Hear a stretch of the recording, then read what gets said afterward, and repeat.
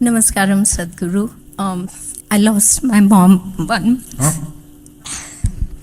So it was sudden, and all my spiritual learning, everything that I did, nothing is working. Nothing is working. Well, if somebody says they lost their mother, we are not going to say it's okay. Of course, nobody wants to lose their mothers. However old they were, because of a certain kind of… I'm saying it's the first relationship in our life.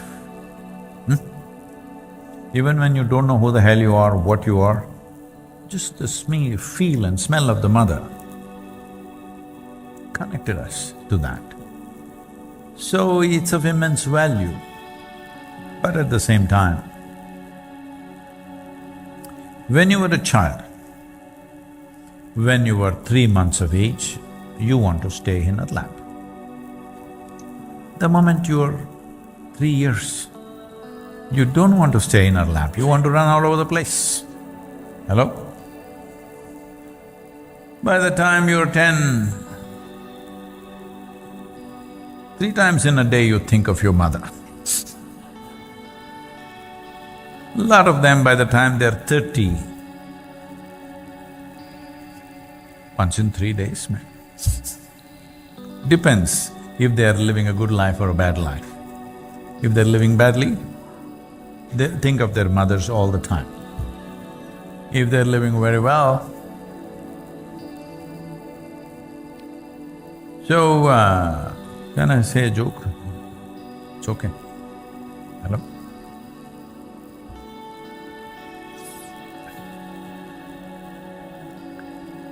So, there was a couple who had their only daughter. How many of you are only daughters?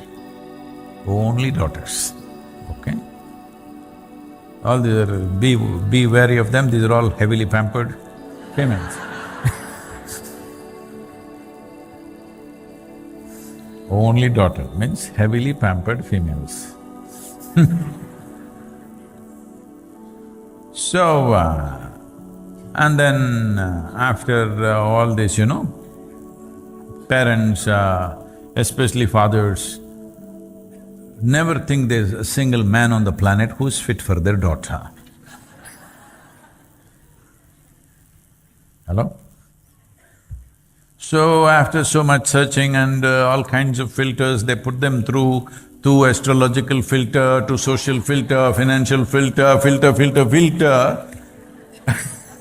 At the end of it, a man won't exist.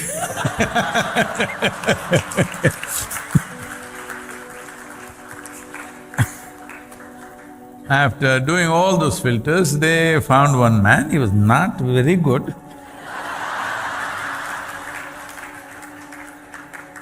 But the girl said, no, I'm going to marry this guy because these filters may go on till I'm 80. So they got married and they went on a honeymoon. They went away to Caribbean island. Of course, there are fine beaches, but that's another matter. Then they went on honeymoon and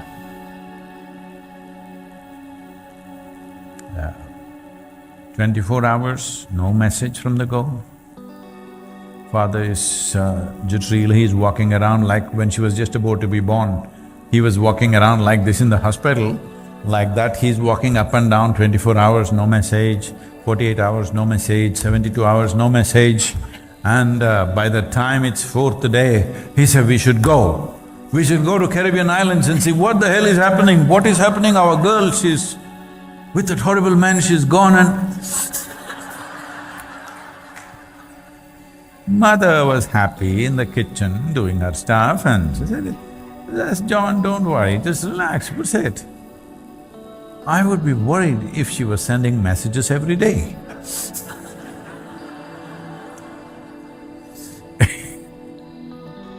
If she's sending messages every day, obviously something wrong out there. She forgot about us and that's the best thing. Hello? When you get married, man or woman, in some way you must forget your childhood life. Otherwise you'll never live a complete life there. It doesn't mean you're not grateful for people who raised you, you're not, that's not the point. The point is, when you move from one phase of life to another, in some way you must keep one thing aside. Otherwise, you will breed terrible mother-in-laws who are all over the place. Yes. So, I'm telling you, even when you were 2 years of age, when you just found your feet, you wanted to get off your mother's lap, yes or no? If she only held you to her breast even when you're 8, would you want it? She would break away, isn't it? Hello? When you're 2 months, well, you wanted that badly. So we must understand life, need to move. And at least your mother and my mother, and fortunately for most of us, they did not exit when we were 2 months old. It's a big fortune. When we badly needed them, they were there. Now that you're grown up, standing on your feet, they're going, they must go when it's their time. We don't wish them that they should go, but it's natural process that they must go, isn't it? If you or someone close to you is experiencing grief, here is some advice inspired by Sadhguru's teachings. First, accept the grief without resistance or judgment. Understand that it is not something wrong or unnatural. It is a part of being alive. Instead of fighting the emotions, try to simply observe them. Allow yourself to feel what you feel without labeling it as bad or good.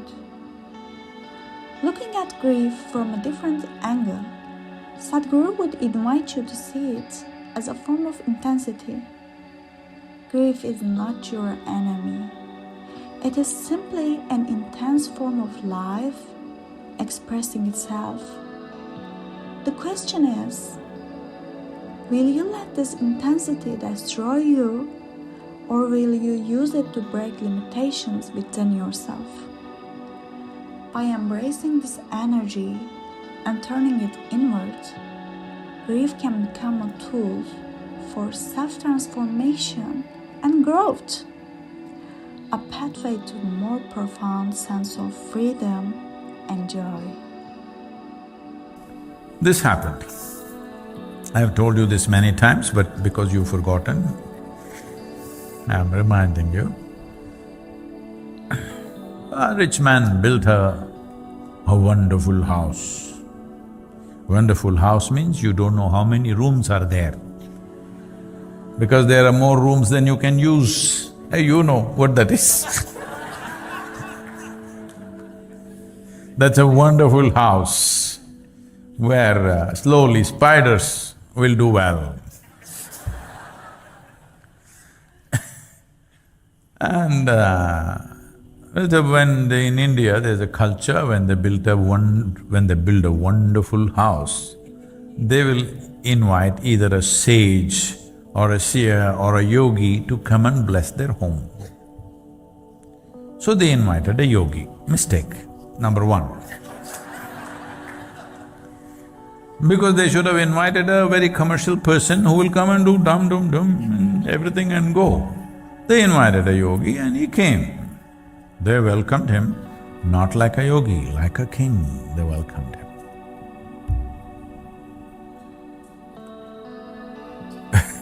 You see how people are trying to welcome me, I thought you heard.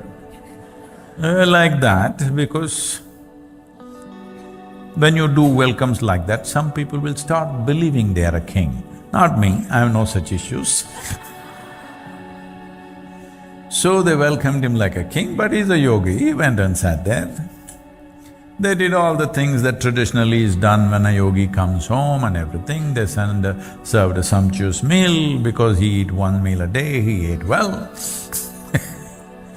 And then the time to leave has come. That is the time when the couple come for a blessing. husband and wife. If you have not seen, especially if they're Tamil couple, others have forgotten.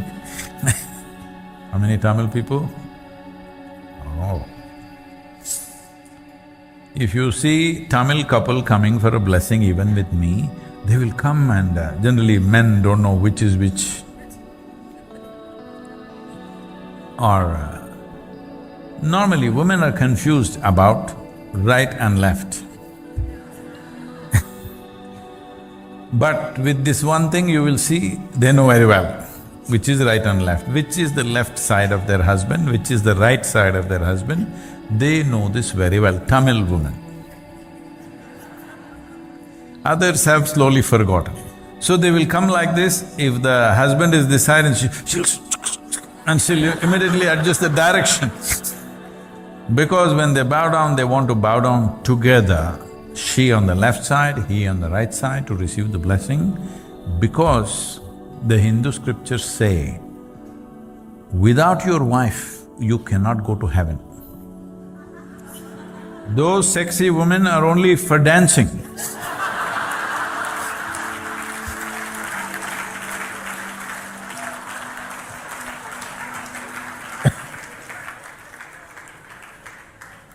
But without your ardhangi, as it is called, ardhangi means she's one half of you, without her, they didn't say it's better. She's half, they said, you are thinking you're better. That's a sad story. If you have a husband who is less than you, how to live with him? So, they came for a blessing. Yogi raised his hands and said, first let your father die, then you die, then your children die. Both of them woke up and said, what is this? They looked at each other, what's happening here?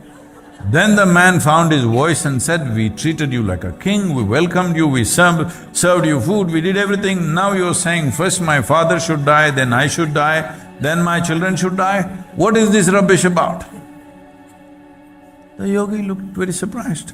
Did I say something wrong? Is it nice if you die before your father? Is it nice? No. Is it nice if your children die before you? That's something we don't want to see, isn't it? Your father dies or your mother dies, then you die, then your children die. Everything is in natural order of life. This is how life should happen. Hello? Now about your mother dying, maybe she could have lived for another 20 years, that's your thing. 20 is enough or 100? But after 20, would you let her go joyfully? No. You would anyway make a mess out of it. So it doesn't matter when she leaves. It matters to her life. For you, whether she leaves today or 10 years later, 20 years later, you anyway going to make a mess out of yourself. Well, if she left when you're still a child, that is unfortunate. Because that is a time when you need your mother. But now you're a grown-up adult, when she leaves, matters to her life, but should not matter to your life. Well, are we going to miss her? Yes. Will we cherish her or grieve her is our choice, isn't it? Why is your mother valuable to you? Because in many ways she's been sweet and wonderful to you. If she was horrible to you, it doesn't matter she's mother or grandmother, you will hate her. Yes or no? There are many sweet moments that makes you like this. So your choice is this, will you bring back those sweet moments into your memory and cherish this person who's made you in many ways, at least a part of you is made because of her. If not the whole of you, at least a part of you is because of her. Will you cherish this person? Will she be a source of joy for you? Or will you make it in such a way she is the source of misery in your life? This is your choice. If you want to honor her, she must be the source of joy in your life. If you want to debase her, she must be the source of pain in your life. Remember, the grief is not just a weight to bear, but a reflection of love, and connection. It is not your enemy, but a reminder of the depth of your experience. Sadhguru suggests seeing grief as a form of life's intensity, a surge of energy that arises because something mattered deeply to you. Instead of focusing on what is lost, look at what remains. The capacity to feel, to remember, and to honor the connection that brought grief into your life. By shifting your focus, grief transforms from a source of suffering into a pathway for growth, teaching you to embrace life's impermanence and find beauty in its fleeting nature.